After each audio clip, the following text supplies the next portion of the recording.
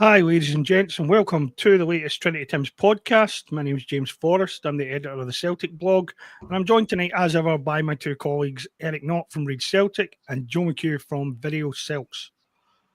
This podcast we're calling The Shape of the End because we are now in the home straight. There are 2 games to go until the split, 7 league games and 2 cup games left. We are approaching the business end of the season when things get won. At the weekend, we played Hearts, and it was a comfortable enough afternoon. We'll talk about Dyson in a moment or two, I'm sure. But overall, it was a good performance. It was good to see some of the injured players back in the side. And and they didn't really trouble us except for a spell early in the game where I thought we looked pretty shaky at the back. But once the goalkeeper made a couple of saves, it seemed to calm everybody's nerves. And from that point on, we didn't look like we were going to drop anything.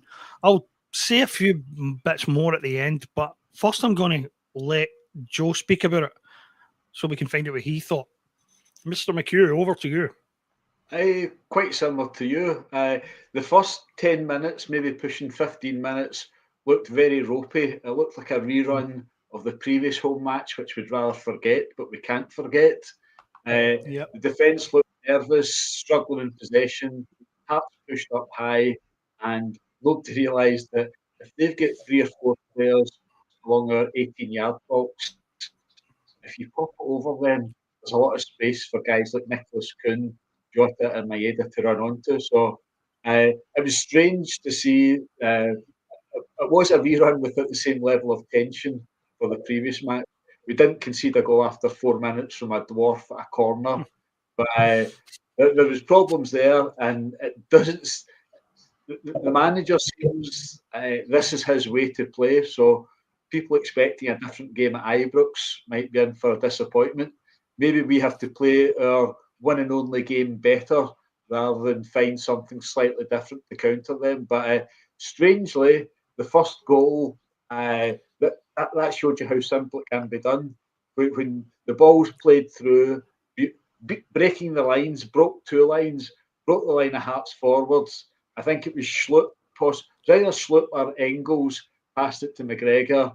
And once McGregor had possession, McGregor knew what he was doing. Dyson Maeda knew what he was doing, and that was it.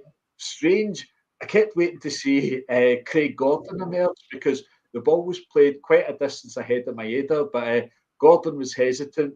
It allowed Maeda to get in possession, get himself composed, and a fantastic finish, and then it was business as usual. So I just think the team subconsciously, everyone knows it's done, but it's not done. So they've still got to get things done. So there's 3 duns in a row, and then there's Dundee.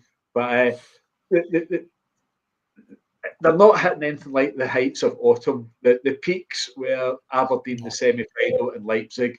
They were 3-0 up against Aberdeen about a month or so ago without playing particularly well. They were 3-0 up against Hearts without playing particularly well, and nothing much happened in the second half. It was good to get James Forrest, good to get Paulo Bernardo back, but other than that, the second half was ripped a write-off. So it's 3 points back to winning ways, closing in the title, and that's what all there is to say for it. So I suspect St Johnstone on Sunday will be a bit more atmosphere and life about it, with 3 ends of Celtic supporters, and then the next home match is Kilmarnock. That's getting very close to the home straight. So it was good. It was nice to see, but nothing spectacular, nothing particularly memorable apart from another 2 Maeda goals. That's 17 goals in 17 matches for Celtic since the turn of the year. That's incredible. It's over 50 and just over, and that was 150 matches. So he's scored about a third of the Celtic goals since the beginning of January, which is some going, and possibly some contract details. Very, very, very interesting. When Rodgers was asked about it on Friday, the name he mentioned was, "I'll be discussing with Dermot." So anyone in any doubt who's a decision maker at Celtic, you got it there from the horse's mouth. Indeed.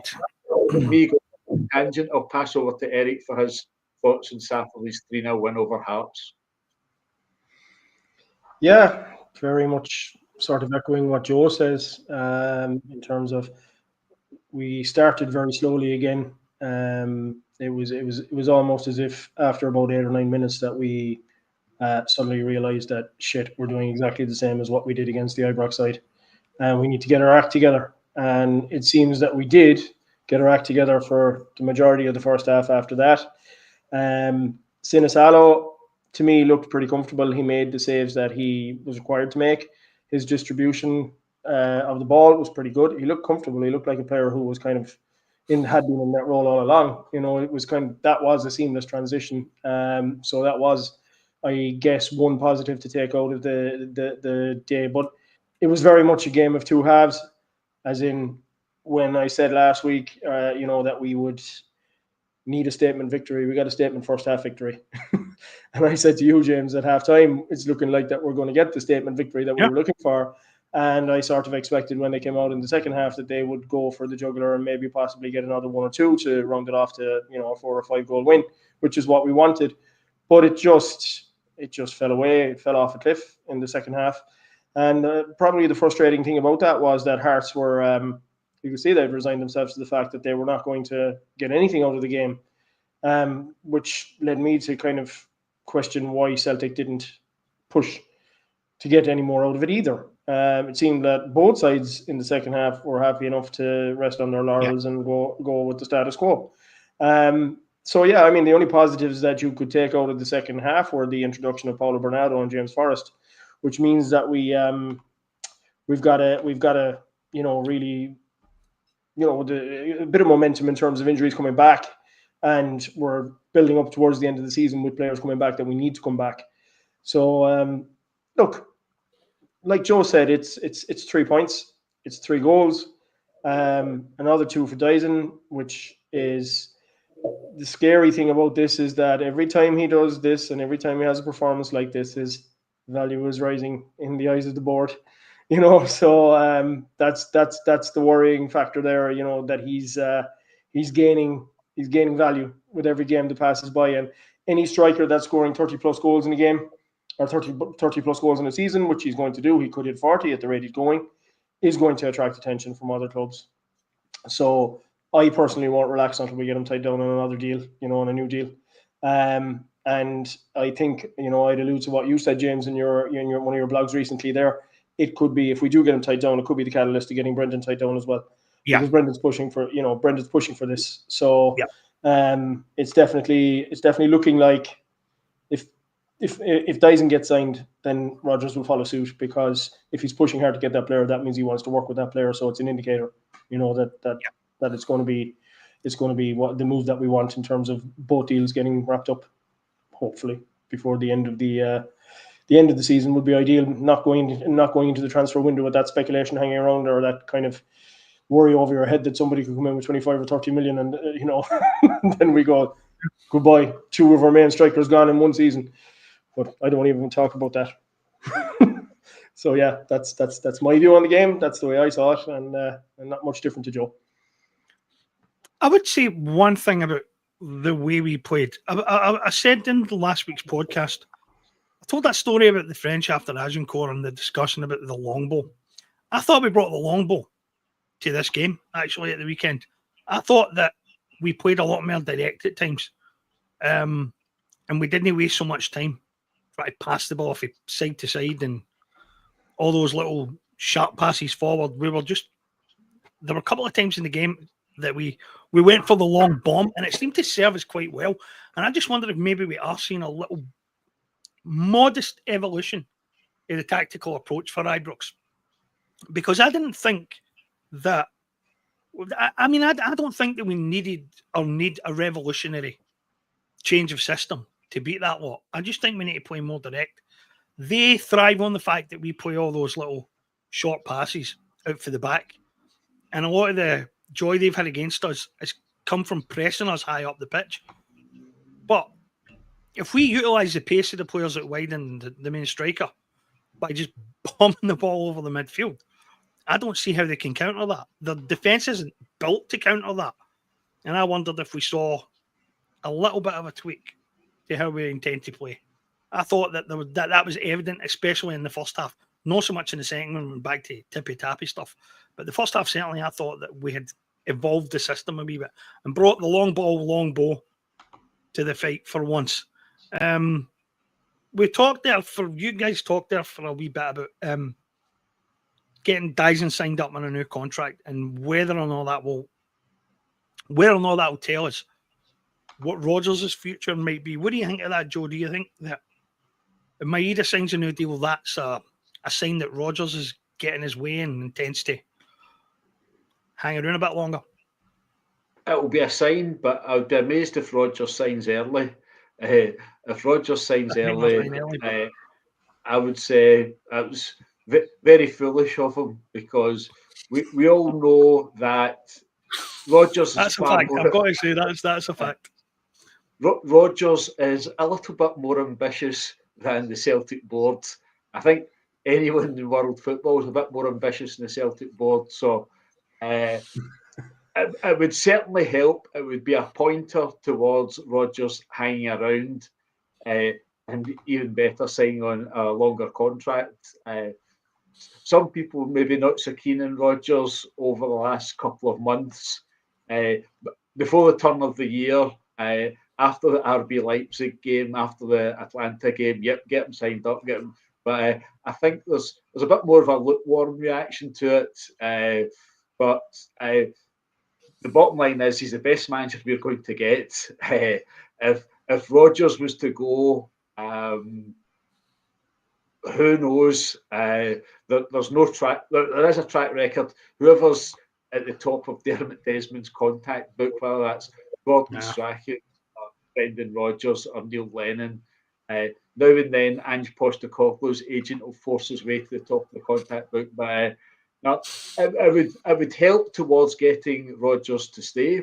If Maeda was sold, it'd be more likely that Rodgers would just say, "I'll see out my 3 years." But I think Rodgers will be looking for some more concrete signs than just Maeda, and there's no reason not to.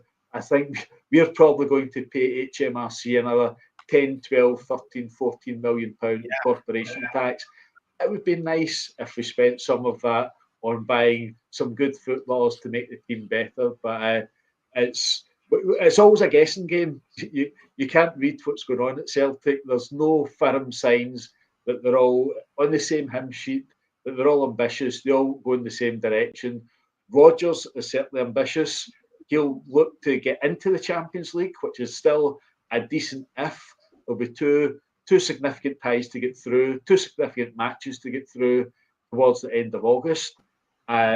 Possibly a better indicator will be, does Rodgers get players in for pre-season training in the summer than just signing Maeda? If there's players signed up in time to go pre-season training, if there's 2 or 3 new faces in the team for the first SPFL match, I'd say the omens are pretty good. But we'll wait and see, because it's always a case of trying to read the signs, and the signals are never quite clear. They're open to interpretation. So there's my typically cynical take on it. I suspect Eric might be along similar cynical lines. Yeah, I would be on pretty similar cynical lines to that. Yeah, I just, as Joe was talking there, I was kind of thinking to myself, this whole situation where, would we get players in time for a pre-season? Would we be ready for the season with the transfers done and dusted before the season kicked off? And I was just thinking to myself that this is always what we think should be happening, but it's never what the board thinks should be happening. And that's the reality of our board. We just can't rely on them to do that kind of joined up thinking, because as Joe alluded to there a few minutes ago, we don't know what way they're thinking, and we don't know if there is joined up thinking going on inside there.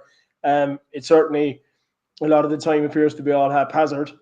So it's very hard to know what plan they have. And if you go back to the point that Joe made earlier on there about knowing who the boss is, and when Brendan said that he's going straight to Dermot Desmond to get Dyson signed up, the way I look at that is, my view is Brendan is probably worried that if a big, with the fact that Dyson is racking up the goals at the moment, Brendan probably has it in the back of his mind that, look, there's a serious chance a bid could come in for this guy. Yeah. And I want to get him tied down before that happens. So I'm just literally going above these guys. I'm going straight to Dermot and I'm getting it sorted. And that's the way I see it. That's what he's doing, because he's no fool. He knows that every game that goes by that Dyson is banging in a brace here and there. And he's probably, he's knocking on the door of a hat trick, which he was on Saturday. The guy is just, it's going to attract interest. It's definitely going to attract interest that we don't want, So, yeah. But as for the board and joint of thinking in the transfer window, I'm not expecting anything. I never do anymore. That's the reality. Well, it seems that Brendan has made one key decision on the summer, and it won't come as any surprise to anybody who reads our blogs, because we've all talked about it often enough. That it will, in his words, it probably will be easier for us to sign a winger than it will be to sign a striker as good as this guy. So it seems to me that a decision's been made there. But we give no credit to the board for that. Probably not going to get Chris Garden or any of the other big name signings that we were all told would be definitely coming in the summer after the January transfer window let down. No surprise, Joe? Not at all. That Brendan has at least seen the writing on the wall and realised what he's not going to get. Yeah, he's just went public about it. I'm sure he's realised for a long time. The initial contact to bring him back as manager was done by a non-executive director, Dermot Desmond, and then the Circus Act headed out to Santa Ponsa to chat him up, sweet talk him. I mean, imagine getting sweet talked by somebody as underwhelming as Michael Nicholson. So I'm sure Brendan was just checking him out to see it was a real Michael Nicholson and not a cardboard cutout, which apparently has got more charisma. So he knew what he was dealing with. I think every Celtic manager knows that there's guys in suits, there's guys in salaries, but the main man always is Dermot Desmond. And I've heard from people involved in transfer discussions that Michael Nicholson is a long way short of being a decision maker. Whatever deal might be discussed, whatever deal might be agreed, there's a couple of phone calls to be made before Celtic can put that forward. So it confirms most of our suspicions. It's hardly suspicions. It's not a secret. It's not a revelation. Just confirmation that we do pay a CEO. He attends matches. He never says anything on any subject whatsoever. And it seems that when it comes to the serious decisions, there's somebody between Barbados and Dublin that makes the decisions. So we'll wait for it. It's not a satisfactory situation, but I remember an old phrase from working days: "It is what it is," which just means shut up and get on with it, and cross your fingers and make the best of it. So another cynical view from East Kilbride. Well, whenever I think about Michael Nicholson and his leadership skills, I always think about a story about the former Tory Health Secretary, Andrew Lansley. When he was at university, he bought himself a Porsche, and he took it to his girlfriend's house for the weekend when he first met her parents. And after him being there for 2 days of dull, monotonous, one-note conversation, her mother took her aside and said, "Tell me the truth. Is it the car?" That's how I always think about Michael Nicholson. But Yeah, anyway, it's like I used to play Friday night soccer or football with a couple of mates, and we had a guy who used to play with us, and we nicknamed him Silent Mike because he just never opened his mouth, but he would always only put his hand up if he wanted the ball or anything like that. And I don't know, that's what I call Michael Nicholson now, Silent Mike, because it's like Silent Mike that used to play. He was a great football player, but he just wouldn't open his mouth. He wouldn't call for ball. He wouldn't say anything. He'd even walk in before we start and we'd say, "Hey, Mike, how's it going?" It was just like, he could talk. I mean, he was able to talk, but he didn't. Just like Michael Nicholson. yeah, indeed. Right. How lucky are we? We better get on. Cup semi-final. is fast approaching, and we got a rather bizarre notification from the club in relation to that about the ticket arrangements for Hampden. They are a bit of a mess. Let's face it, they are a bit of a mess. Digital only, non-transferable. In order to get one, you have to download an SFA or Hampden app. And as part of that, you have to agree to sharing all your personal details, whichever third party, whoever runs the app, decides is applicable. Lot of anger among Celtic supporters clubs. A lot of very pissed off people. There's a section of support, for example, that don't own smartphones and thus have no way to get the tickets that they would normally get. There is a big debate going on about whose fault it is. Is it down to Celtic? Is it down to the SFA? I don't think it could have happened without Celtic in some way being involved in the conversation. There is a report that says that Hearts fans and Aberdeen fans were notified weeks ago that this would be the arrangement. And so that does tend to cast some of the blame on Celtic for not telling us or not introducing us to this possibility sooner. But I don't know. The whole thing is a mess. I've spoke to a lot of people about it, and the level of anger is pretty volcanic. There's a lot of very pissed off supporters groups, and the association had a meeting yesterday, and it's on the agenda, and they want a meeting with the club about it. Joe, what do you think of this? What the hell are we thinking about getting involved in something like this? I'm not quite as revolutionary as yourself. I think maybe 50%, possibly more than 50% of supporters will accept it and think that that's the way it's going. If you go to an airport, you've got your boarding pass probably on your phone. There's not many people printing them out and various other things. It's all phone related, but it's not for everyone, and that's where things should have been. I mean, the one thing I'll say about the boarding pass, right, is that the boarding pass is, I mean, your boarding pass is non-transferable. That is easy to understand, but we all know that there are people, right, who have bought a seat at Celtic Park and have never sat on it for the last 10 years, right? They'll swap it with their mates or whatever it is so they can sit where they want to sit. And there are other people who have bought a season ticket and can't attend every single game. And so give it to their brother, their cousin, their sister, their auntie, their uncle, whatever it is, right? And our club makes no provision for that at all because it doesn't have a ticket resale scheme. It doesn't have a ticket exchange scheme. And marrying the ticket to your smartphone it's sort of counter to the way we watch football. It's counter to the football experience. And as I said, you're probably right. There are 50% of your fans who will not care, right? But among the other 50%, there might be 10% who can't do it this way or simply don't want to do it this way and won't do it this way. And we're disenfranchising them for no reason that I could see, to no benefit. Yeah, well, that's the Celtic way. The Celtic board, they wouldn't have thought twice when this was sent through to them from the SFA. There's nobody in the Celtic board who said, "What about these old guys that don't have a phone or don't have a smartphone?" They just say, "Well, this could be a money raiser. Once we get everybody on the app, we can maybe introduce it at Celtic Park next season or the season after." So well, there is talk that's being discussed. That's an option they're looking at. That's the way Celtic think.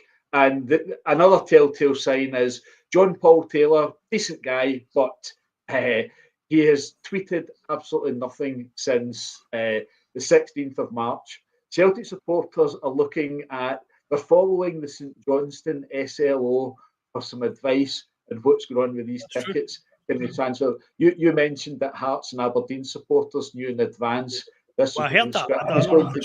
I imagine it might be, but yeah, it's possibly true. But there's been absolute silence from Celtic, and when they're silent, you know that they know that they're guilty. They're not giving a hoot for supporters. They'll pat you in the back and tell you how fantastic it is. Come along to Hampden, roll the boys on, blah blah blah. But it shouldn't require supporters associations or others pushing for meetings. The club should be aware of these things in advance, and they should. If Aberdeen and Hearts knew about it, Celtic probably knew about it as well. And the St Johnstone SLO seems to be doing a fair bit of work communicating with the supporters. John Paul Taylor at Celtic has probably got 10, 15, 20 times the workload. And again, that's typical. There should be more than one SLO, but it's a box ticking exercise. Most supporters will be able to get on with it, but there's other things. What if the Wi-Fi is down at Hampden? What if this, that, and the next thing happens?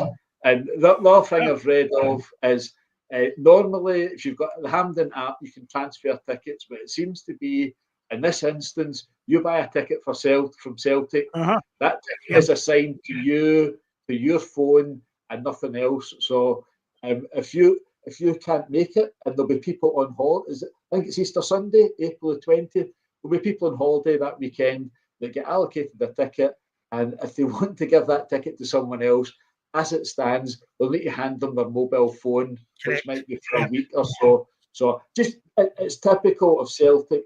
It's typical of the contempt that football supporters are treated with in this country, that there was no lead-in. They should have trialled it. They could have made it voluntary for this, and they'd have found out how many people wanted to be voluntary and how many people still needed an old-fashioned. Who cares? There'll soon be season ticket renewal campaign, Celtic family, etc., etc. And the bottom line is a balance sheet. It's not going to impact the balance sheet this season. So what? Let's get on with it.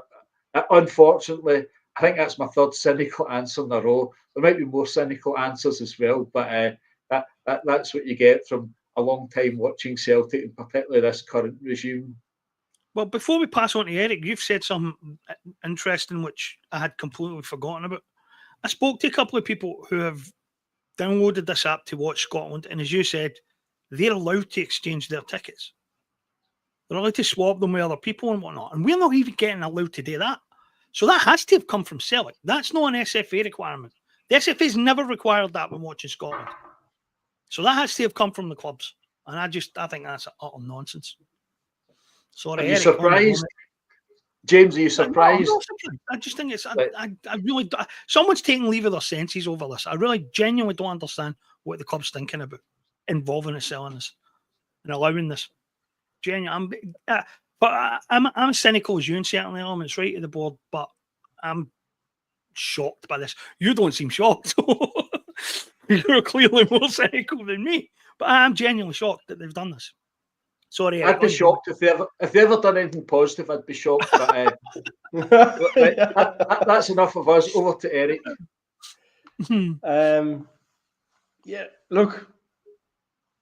Personally, I'm a fairly tech-savvy person, so this kind of thing wouldn't faze me.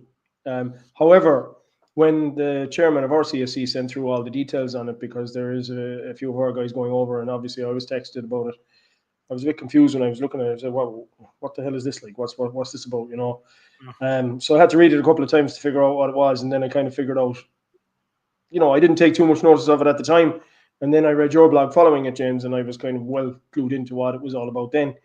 And to my mind, like Joe, the only way this is going to affect the board is if it loses the money. So they're not going to be fazed by this unless it impacts on takings in some way or another. And possibly the only way that could happen is, you know, if they lose the 10% that you're alluding to there, that could be just disenfranchised. The older guys, the 60s, 70s, 80s group, you know, who would always be used to bringing their paper ticket, and who would probably not have smartphones, probably have keyboard phones, you know, or whatever the case may be. So I think the whole Celtic board attitude in this is like, it's moving with the times, just get on with it. And they have that sort of mentality without actually thinking of the broader effects or the collateral damage that this kind of a decision is going to make, without actually thoroughly researching it properly. And I feel that like a proper option would have been, as you said, to trial it amongst the people who are tech savvy and let those that aren't continue doing things the way that they're doing them. But it's just, that's always the approach of our board. It's all or nothing. All or nothing to suit them, not us. And that's always been the case. And they've done exactly what you'd expect of them in this scenario. But I could still see it going a little bit wrong for them. So, and I could still see them having to reconsider on this down the line, because it may, if some people say, nah, fuck this, I'm not doing this. Just out of traditionalism, I suppose you could call it, because they're people who've always been used to having paper tickets. I do it this way. So I don't know. It's just a complete lack of consultation, the complete lack of communication with the customer base, which it is, to actually send them a customary message out and say, look, this is what we're thinking of doing. Give us your opinion on it. Even just send out a survey. Yeah, they've sent out surveys. They've sent out surveys before in relation to other things. Why couldn't they have sent out a survey in relation to this? So that's kind of the thing that I feel could have been done, and they just decided not to do that. So it's all a bit haphazard, and it should have been done, as I said, with a bit of consultation with the fan base. But there is no consultation with the fan base. There is no communication with the fan base. There's nothing with the fan base. So as with Joe, I'm just a cynical. I don't expect anything less from our board. Nothing surprises me. And if they did something right, that's what it shocked me. But that's the way they operate. They're fly-by-nights. That's what they are. Like they just put it out there. They take a chance. It's like the whole Dyson Maeda scenario right now. Last January, we were talking about the fact that it was going to be forced on Brendan Rodgers to have him moved into the middle, and that they would then see themselves as geniuses afterwards if it worked out. And that is the way that they're seeing themselves now. They took a gamble and it's paid off. They're taking a gamble with this. They think this will pay off. Maybe it will, maybe it won't. Who's to know? But Jesus, you just said a deeply cynical and scary thing, and you're right, because I suspect that when it comes to the Maeda thing, that is exactly how they see it. Oh, we were right. The manager wanted to play him out wide, but we told him he can play perfectly well through the middle, so that's what you're going to do. And don't worry, it'll all work out. I wouldn't be surprised if that is exactly how they were thinking about it. Eric mentioned a survey. James, 1 minute. Eric mentioned a survey. At the end of last season, Celtic launched their biggest ever survey. It was to take 25 minutes of supporters' time, and I think there's a deadline at some point in July 2024 to complete the survey. Here we are, 9 months later, and nothing whatsoever has been heard about the survey. So either they just binned it, it was too much hard work. They maybe sent it on to a third party to get it done, or possibly they get the wrong results from the survey, so they binned it. So if you're looking for a survey from Celtic, it might take a little while to get any answers back. Most surveys, Joe, are anonymous. So that suits the Celtic board to perfection, because our board is anonymous. So let's call it as it is. Terrible. So I was going to say something on this. What was I going to say? I've forgotten. Talking about surveys and the board, being the nasty people that they are. If they tried this for season tickets, right, Joe, they will lose money. How could they not lose money if they do this for season tickets? There are some people who won't buy season tickets under this scheme, right? And if they're relying on the waiting list to bail them out, I don't think that's going to work either. And there's one other thing on top of it, right? I personally am sick and tired of every single time I fill something in online, my personal data getting sent to who fucking knows who, right? I'm not even sure I want Celtic having my personal data where they can sell it to anybody they want. I certainly don't want to give it to the SFA. I think that's quite possibly the thing that annoys me on a personal level most about this. The fact that I have to download some fucking app that I don't want and have no use for. And on top of that, I've got to give the SFA every bit of goddamn information about me that they want. I don't feel happy about that at all. And this is what I mean. What are we thinking about? What's the club thinking about getting involved in this? It's ludicrous. It's one of the worst decisions I think that I can remember them making in a long time in relation to the fans, in relation to their relationship with the fans. They clearly don't care what fans think. They clearly have no interest in what our views are, because any sensible club would have asked our views on this and been told how unacceptable and how stupid it was. But they've just rode roughshod over us and they've not cared at all. Communication problems are terrible. And some of the guys are posting comments on here and they're right. How are you supposed to operate this? And what? So are you supposed to like take whatever ticket you get allocated? Well, what happens if you sit with somebody? Sit with your kids or something, right? Is there a chance you're going to get split up? There's been no clarification on any of that. It's the worst idea in a long history of bad ideas, which your club's associated itself with. And I don't know what the thinking is. I'm genuinely gobsmacked. I know you're not, Joe, but I'm genuinely gobsmacked. Neither am I. The thinking is money.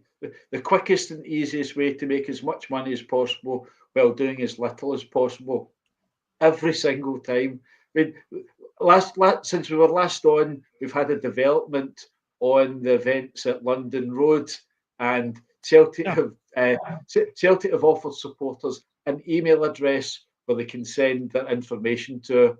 And as you mentioned, one of your blogs, there's a similar incident in September 2018. Yep, First time there was only 850 away fans.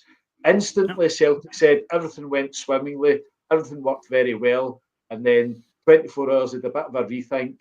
Then they decided to get outside consultants to find out what actually happened, instead of Celtic finding out what had actually happened on literally their doorstep. And then I think it took about a year or 18 months. They come up with some wishy-washy thing about lessons will be learned and it won't happen again, blah, blah, blah. It's deflection all the time. They'll not take responsibility for anything. And I suspect with this ticketing thing, they would maybe be quite happy to get rid of some of those pesky older season ticket holders who are possibly getting a discount on their season ticket and bring in younger, tech-savvy guys with smartphones. If it was a choice between a lifelong supporter that's been going to the ground for 30, 40 years or somebody new with a smartphone that's going to spend a bit more money commercially, no-brainer. Yep. Right. Okay. James made a point. James Kennedy, one of the commenters there, made a point about about what you just said earlier on there, Joe, about the email, the inbox for what happened with Police Scotland. 60,000 fans on the internet at the same time is a nightmare. Who's going to mend that? Who's going to respond to that? How is it even possible to respond to that? So that those emails will be going into the ether, into the ether, and they'll stay there and they'll never be answered. So the thing is, it just seems to me anything that involves tech has got some chance of going wrong somewhere. I mean, this has got chaos written all over it. This could be a complete and utter shit show.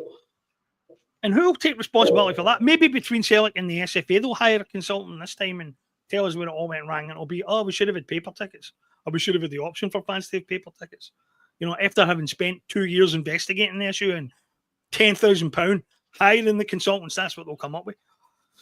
That's sort of like Peter Lawwell coming on and saying that it was a bad idea to go to Dubai. Right. I think we could. Actually, I could feel like I could talk this subject all night, but we'll try and move on.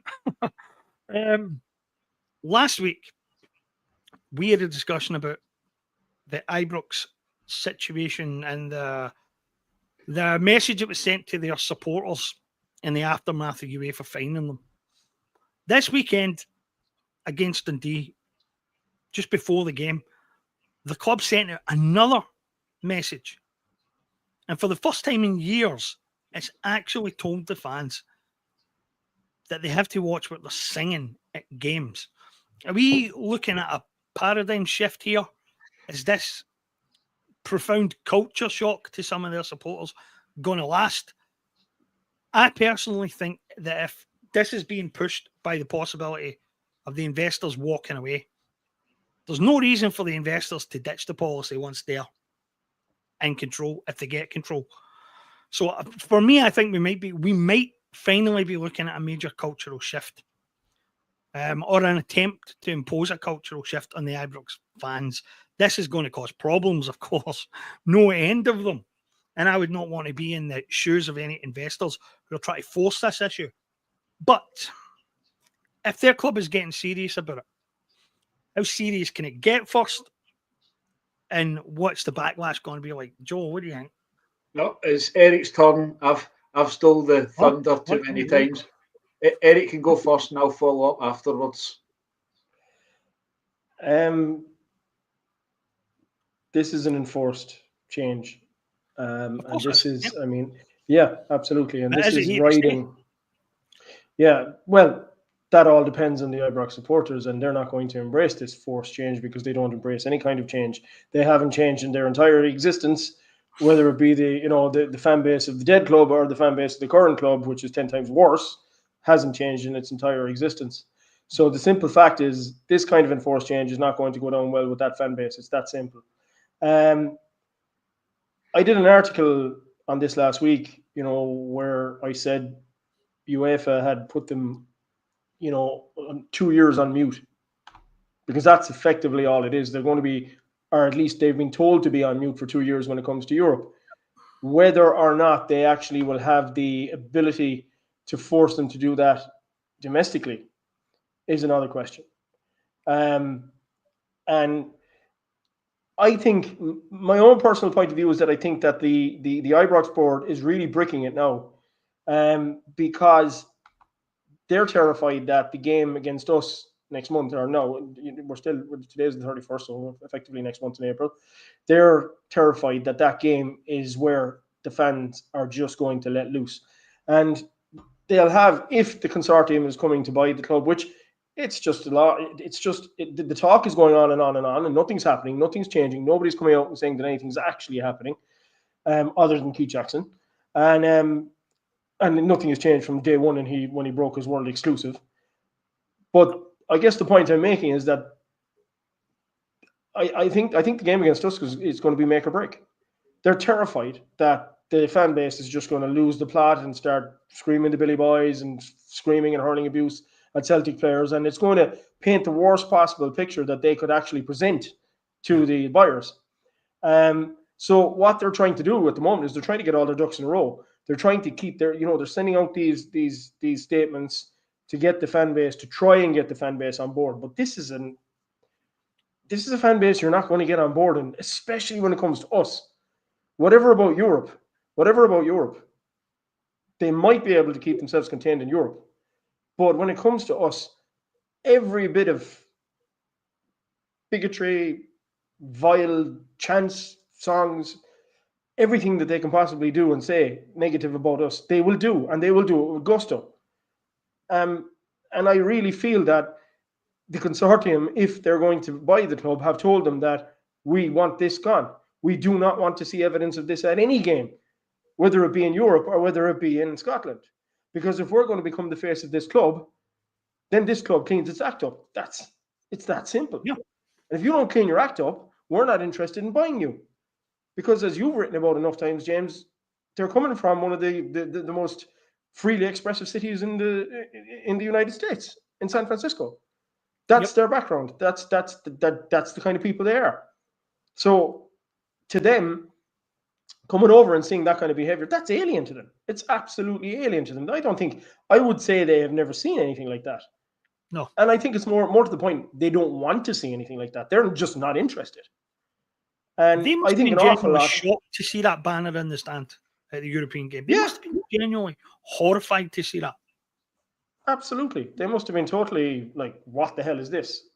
And that was the catalyst to what we've seen happen since. So, yeah, I think an awful lot is right. I firmly believe that the takeover is riding on how they're going to behave in Europe, because there's the threat of the governing being shut down, or sorry, what's the name of the stand? The Copeland end. Yeah, the Copeland Road stand being shut down. That threat is hanging over them now. That's a financial impact. That's a huge financial impact if that happens. Can we see them keeping their mouths shut in the Athletic Bilbao game? It's going to be a struggle, because Athletic Bilbao are in some way affiliated with us. We have a very good relationship with Athletic Bilbao. We've all touched on that in our blogs. And I would imagine before all of this... an ideology. Yeah. I would imagine before all of this came to a fore, with the board, where they brought out all these statements, they probably, you can be 100% guaranteed that the Onion Bears had a massive plan in place for the Athletic Bilbao fans and the players, the amount of abuse that they were going to hurl at them when they came to play at Ibrox. But that's all been put in check now. So yeah, I mean, I really believe that these statements are coming out because they're terrified. They're absolutely petrified that the whole deal is going to fall through. It's hanging by a thread.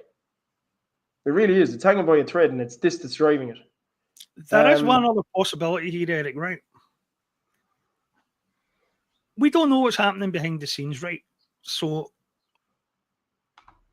is it possible that the takeover's already on the brink of collapse and that they are now scapegoating the union brats as the reason why it has? Very possible. I would actually say that's a strong possibility. That just a theory. One way or another, somebody has to be accountable if this all falls through. Oh yeah. So as I said earlier on, they're getting all their ducks in a row. They will blame. Yeah. They have to blame someone. They're getting all their ducks in a row.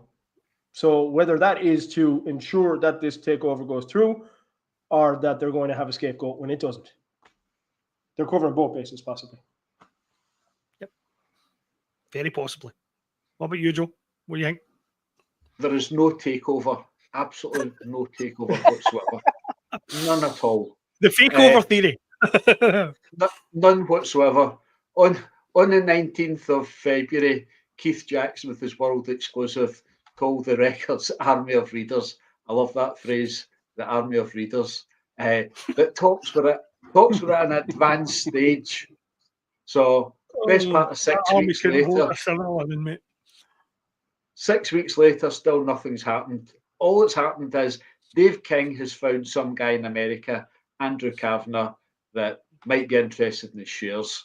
And Andrew Kavanagh's done a couple of nice jollies, a bit of hospitality, Old Trafford, Fenerbahce, Celtic Park, Ibrox. Great. He can go back to doing whatever he's doing. So there's nothing happening with this takeover.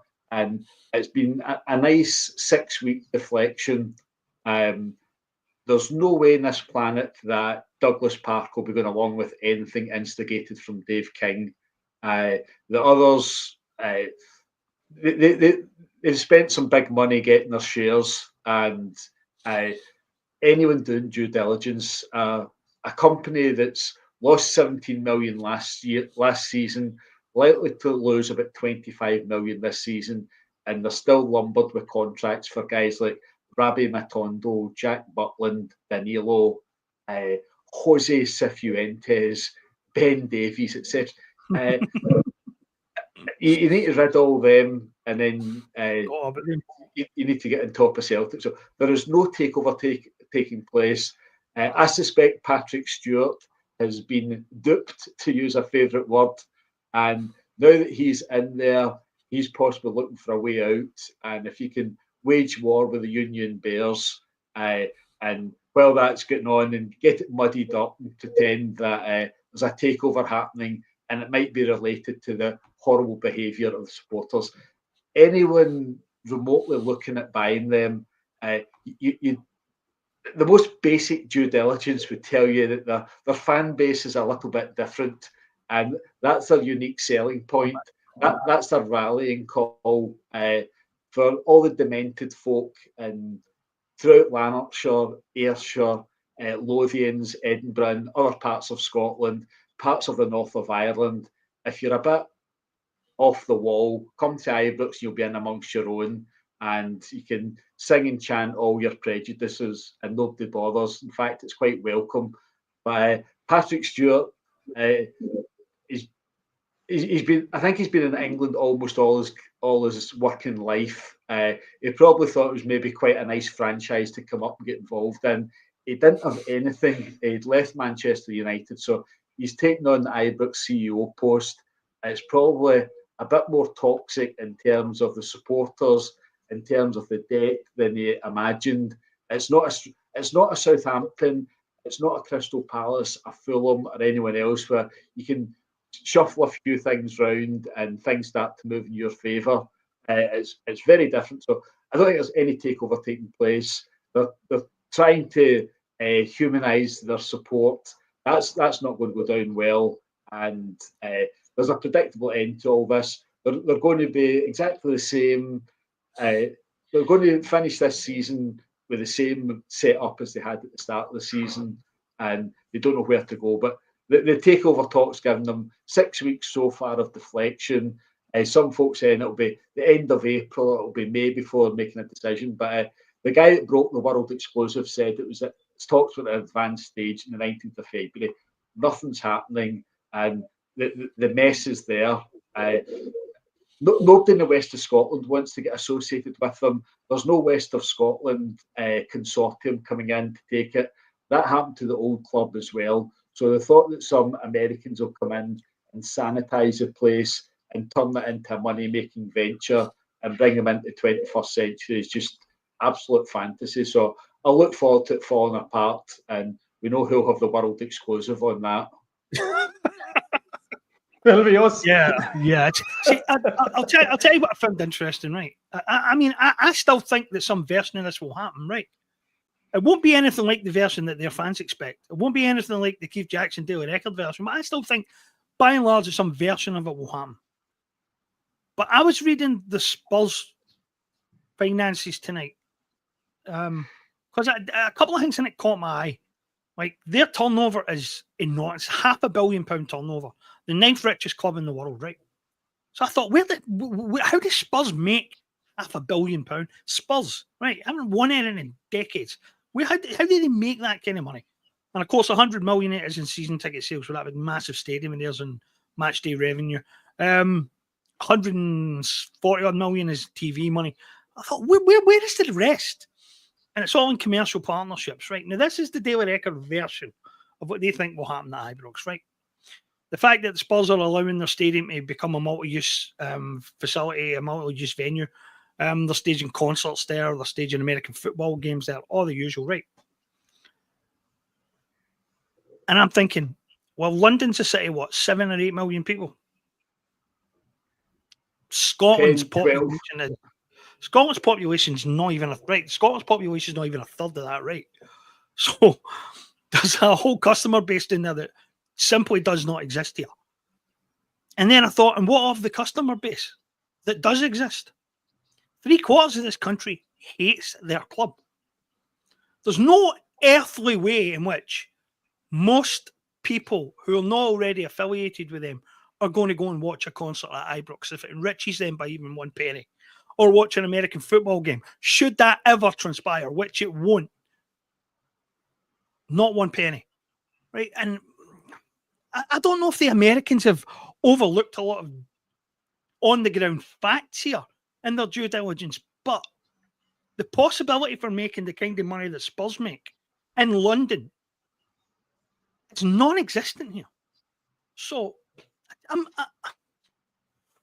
some version of it will happen, but I don't know what they think the end game is. I don't know where they think the profits are coming from. I don't know where they think they're getting a return on their investment. And the only options that I can come up with for where they will get a return on their investment aren't options that the Ibrox fans are going to like very much. So I'm a bit baffled. I had to have a good look at where Spurs made their money, and there are all sorts of possibilities there which are completely closed off to this lot up here, because most of this country doesn't like them that much and won't do anything to help them in any way, shape, or form. So I don't know whether the American investors have overlooked that fact, but eventually they will need to face up to it if they actually go through with this. Because even getting the deal done is going to cost well in excess of £50 million. So I really don't. I'm still not seeing it. I'm still not seeing where the profit is. I'm still not seeing where the big money machine that they're going to build them into is coming from. I do know this. Spurs fans pay the highest season ticket prices of any club in that league. And Leeds fans recently found out that theirs are going up 20%, I think it is. So that's one way of squeezing some cash out of them. But they're not going to like that either. 20% increase in your season tickets. I don't think they're going to find that palatable. So, and I'm not quite seeing this. I'm not quite getting it. But that brings me to another Ibrox-related subject. We'll get to you in a sec, Eric. Brings me to another Ibrox-related subject, and you can weigh on this one as well. It's been another great weekend for Barry the Bold, Barry the Brave, Barry the Genius. Am I nuts, or is it more and more looking like he's going to get this gig? Eric, where do you stand on those things, man? I did an article earlier on today where I felt that the Barry bubble, is very close to bursting. It should be. And the reason I feel it was an absolutely diabolical performance. I mean, if Dundee were more clinical, they could have absolutely hammered them. And this is the team that is second from bottom in the Scottish Premiership at the moment. So if they had been brave enough and bold enough to take their chances and to see the game out, that would have been an absolutely catastrophic defeat for Barry Ferguson, considering the position of the two clubs. There was the second from top versus second from bottom. But I guess the point I'm making is he's teetering on the edge all the time, and he's just getting by the skin of his teeth in every game that he plays. Even against us, he got by the skin of his teeth. He got by simply because our defence made a mistake and they took advantage of it. But the simple fact is, since he's taken over, they've scored 16 goals, they've conceded 12.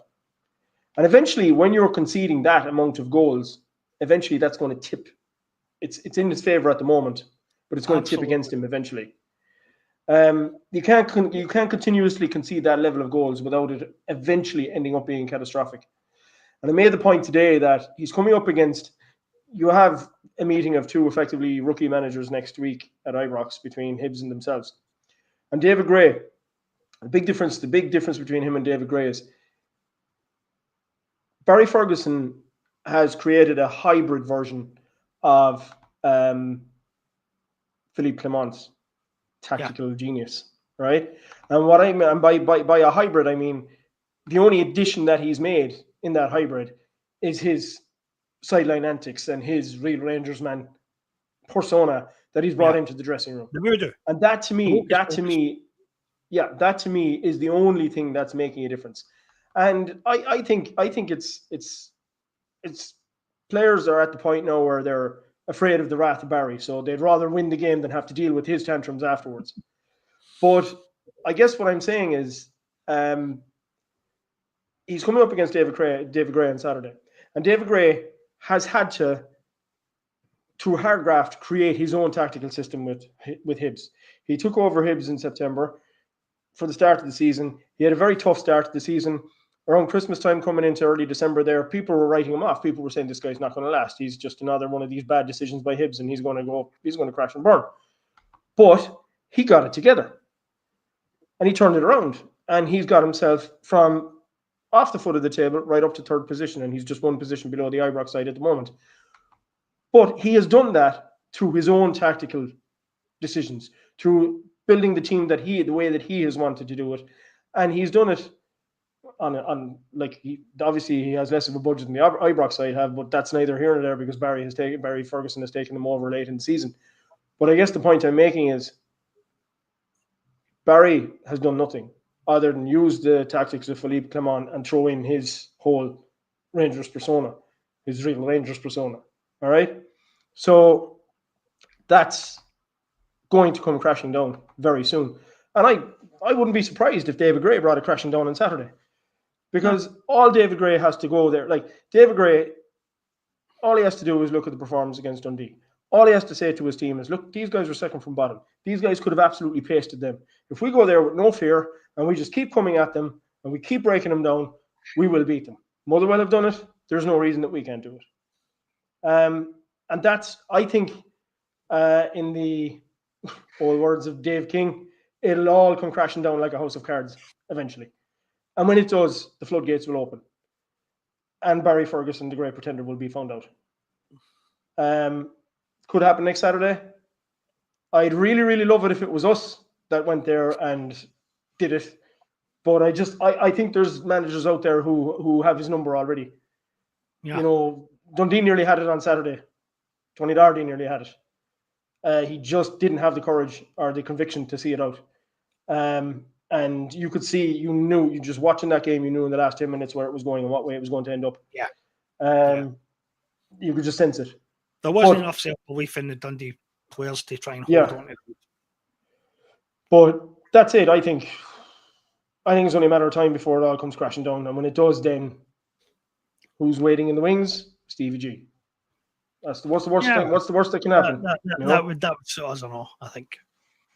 It's funny because I was trying to get an analogy that fit, and I came up with one this morning for the article I wrote.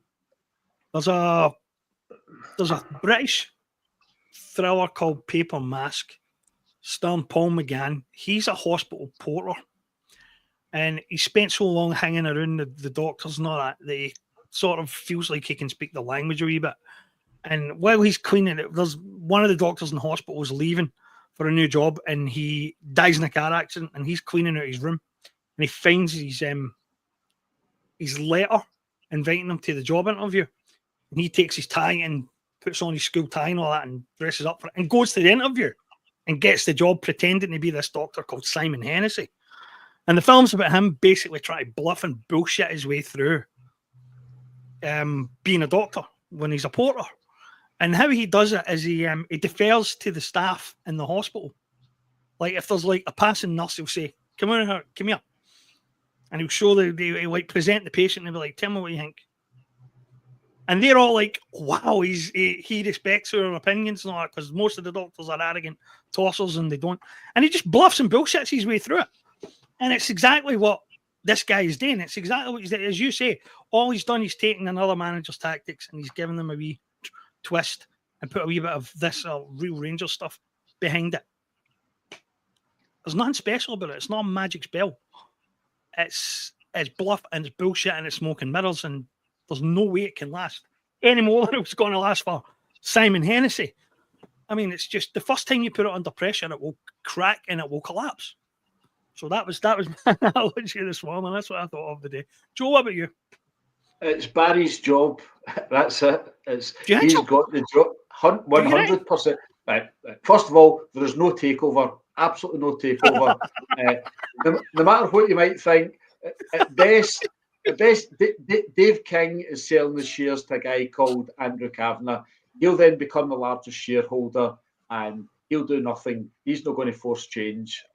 So you can write that one off. So Barry Ferguson is the current manager, and whoever's in charge of the club, whether it's Patrick Stewart or someone else, they're not going to remove Barry Ferguson. Barry Ferguson will sell the season tickets because he's a real Rangers man. Every bear can relate to him, and the other options are Derek McInnes or who knows what. There's no Stephen Gerrard. He might like to be linked with it, and it sounds quite good, but I think even someone as dim as Stephen Gerrard, someone that employed Michael Beale as your coach, as your brains, the training ground, Gerrard will be at least wise enough to say, best to leave it alone just now. So you've got Barry Ferguson, and if anyone dares to remove Barry Ferguson, we're going to have a very angry Scottish media pack. They'll have the Daily Record and the BBC on their case to start with. So the easiest option is just to leave it with Barry Ferguson. That keeps everyone happy. And when it goes wrong at some point, when they're screaming for get rid of Ferguson, as they did with Van Bronckhorst, as they did with Beale, as they did with Clement, then it's a problem for further down the line. But why create another problem? So Barry Ferguson will keep the job. If he was to be removed and the first result that goes against him, why did they get rid of Barry Ferguson? He went to Celtic Park and won. Why did they get rid of Barry Ferguson? He beat Mourinho over two legs. So that is Barry Ferguson's job. It'll be a complete shock and madness if someone comes in and says, thanks for your time, Barry. Away back to the Daily Record and Go Radio, and you'll always be welcome back at Ibrox. Here's our bright new shiny manager. He'll not put up with that, and neither will all his media pals. So without any doubt, it's 100% Barry Ferguson's job. No one will dare take it off him. Music to my ears, Joe. Hope you're as right about that as you are about everything else, mate. That'll suit us down to the ground. Next season, going up against Barry and his makeshift fucking coaching team. That sounds almost too good to be true. And yeah, I know there's some people who are in the comments are saying, but he beat us. And he did beat us. That's an undeniable fact. But I prefer to think of it as Brendan beating himself, because Brendan made all these comments about having learned a lesson and hadn't learned anything. I think had we even tweaked, as I said at the start, had we even tweaked the system even a little bit, that game wouldn't even have been in the slightest doubt. But Brendan foolishly believed he could go in there and play the exact same way, without it being consequential, and it was consequential. I actually think if Clement had still been in charge, Rodgers would not have approached the game the same way. But he foolishly believed that Ferguson would make big changes and drastic changes, and he didn't. He just doubled down on what Clement had already done. Not exactly scientific and not exactly visionary, but smart. Smart enough. Were you guys say something there, Eric? I was. I actually think that Brendan Rodgers must have been shaking his head in bewilderment watching the game at Dennis Park on Saturday night and saying to himself, like, how in God's name did I capitulate to that? Yep. You know? I would say so. I would say so. Anything else to add, Joe? Nope, it's time to move on to Sunday's match at St Johnstone. We'll wrap this up. So we'll three stands full of Celtic supporters, and I hope that gives the team a bit of a boost. They might get a boost from the result at Ibrox on Saturday, but it's up to themselves now. They know there's a maximum of 3 more wins to do it, so why not get that done as quickly as possible? Last time at St Johnstone was a pretty decent performance. It was a Saturday night 6-0. I'd almost forgotten that because the next game was Borussia Dortmund. So when we're looking at the highlights of the season, the 6-0 against Aberdeen, the semi-final, and Leipzig will be there. But that game at St Johnstone, that was a nice taster. That was the way things were going. So if we can get a repeat of something like that, you won't have Alec Valley involved. That was the first time he made his mark on Celtic. But there's St Johnstone on a pretty poor way, and they seem to be quite an open team. Valakari doesn't know how to park the bus, so that should play into our hands. That and 3 stands full of supporters, we should be looking at a comfortable win there. An exciting win rather than a comfortable win. So hopefully there's a good bit of football, a bit of style, something to get us excited, and then it'll be the countdown towards Celtic Park, the Kilmarnock game afterwards. So there's every reason to expect a good Celtic performance this coming Sunday. Silly question incoming here. You still expect us to fill 3 stands, although it's no longer a title decider? 100%, yes. Folk have been starved of away tickets. They could sell out Livingston. So I think these tickets all go. One comment I saw coming up, somebody mentioned Tom Hunter, Sports Division. Tom Hunter's been rumoured to be about to get involved at Ibrox for 25, 30 years. I think David Murray was going to bring him in to deal with the retail division, but Tom Hunter's quite savvy. Tom Hunter is a genuine billionaire, and Tom Hunter has never, ever, ever been near that club. So he might have been naturally aligned towards them in his younger days, but getting on in the world, seeing the big world out there, Tom Hunter has went nowhere near them. So that there is nobody in the west of Scotland with the money. If you had the money, you'd know what they're like, and you'd realise that you'd be off your head. Like Douglas Park, you're writing off milk. Douglas Park isn't massively wealthy. He's fairly wealthy, but he's lost a hell of a lot in that lot. But I'll finish up with that diversion and pass to Eric for his thoughts on Sunday. Yeah, it'll be great to see a full away venue because it's something that's been sorely lacking in the game for since the Ibrox side decided to destroy it for everybody in 2018, and there was a knock-on effect from that, and we've seen really in the last couple of years how bad a knock-on effect it's been when other clubs have decided that they're following suit. And I really believe that none of that would ever happen if what happened in 2018 hadn't happened. And we wouldn't be at that juncture. So it is going to be nice to see 3 full stands, Celtic fans at Celtic or at McDermott Park. With regards to the scoreline, it's going to be similar to a home game because we're going to have so many of our own fans there. I expect us to win it comfortably. I could see us going out there and getting 6 against them again because these guys they're just not at it at the moment. They're firmly rooted to the bottom of the table for a reason. They're just not good enough.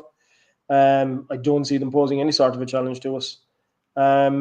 And I would expect, I'd expect Dazen to get a hat-trick on Saturday.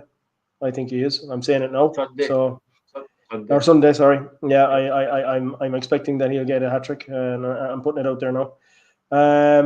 And I'm going to call that Hibs will do the business against Baza at Ibrox as well. So they're both my calls. So I'm even going to go with a score. I'm going to say 5-0 at McDermott Park, and I'm going to say Hibs will beat them 2-1. It's interesting because that would set up a league decider for the Kilmarnock game. Another league decider against Derek McInnes. Should be nice. That would and be at nice. Celtic Park as well. So that would be good. That would suit us. I was going to say something. What the hell was that? I've forgotten what I was going to say, and this has been happening to me all night. St Johnstone, McDermott Park. Come on, James, think. Give us a story. Yes, give us a story Eric, of a film. Eric, you said you expect Dyson to score a hat trick, right? Now there's the thing, right? One of our fellow Celtic fan podcasts did something this morning, I think it was, where they highlighted this shockingly small number of Celtic players who've scored 40 goals in a season. You think Dyson's going to hit that target by the end? I'm going to put one out there and say that he is. I mean, every game he's scoring now. We have, 9 games now after, including if we get to the cup final, we had 10, didn't we? So we have 9 games left after this.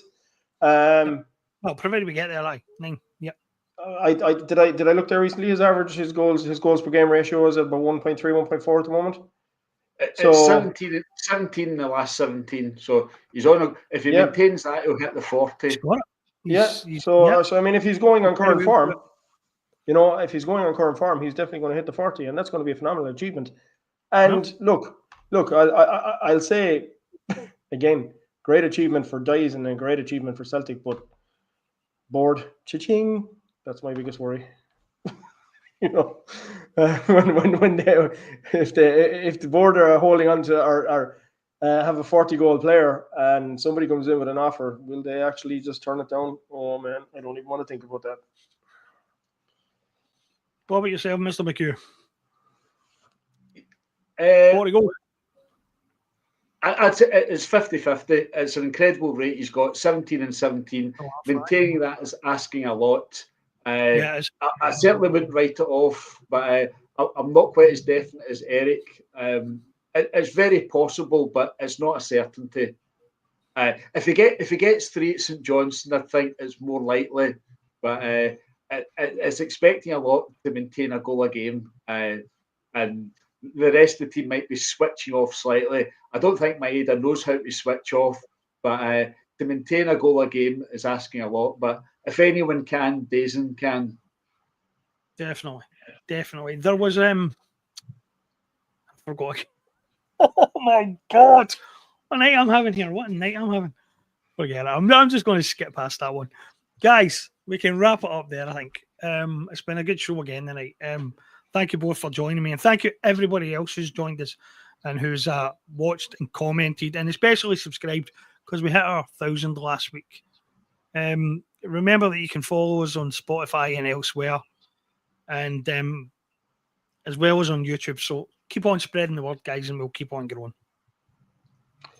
Yeah, and just a shout out there to one of our commenters who said we're the dog's bollocks when it comes to podcasts. So we'll take that. So yeah, guys, thanks a million. And look, I will see you guys again next week for more, hopefully, discussion on the Dyson Maeda hat trick and a loss at Ibrox. Yeah. Yeah. Okay. Talk then. Cheers.